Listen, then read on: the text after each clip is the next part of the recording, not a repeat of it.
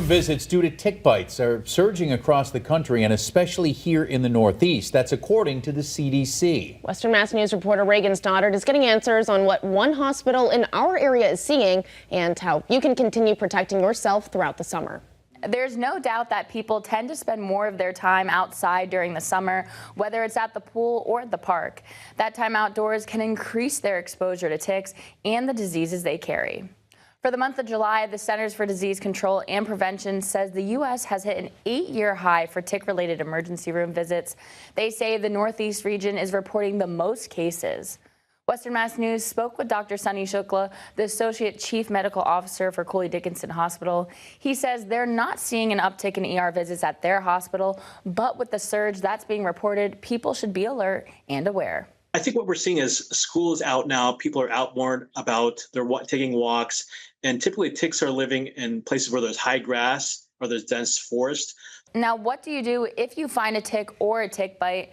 Shukla says that internet remedies are not always the best course of action for treatment. I think people should really consider the medicine and the studies that have been done on treatment. There are antibiotics for that. I know that there's some other alternative treatments that people think of, but those may not be the best thing, and they're not actually FDA approved. For yourself, what are your steps that you do, either if you're going maybe out for a walk, a hike, or you're going to be in a woodsy area? What do you do? I will try to wear full protection. I will spray bug spray. Even when I'm lawn mowing, I'll even do the same thing too, because it's important that I protect myself.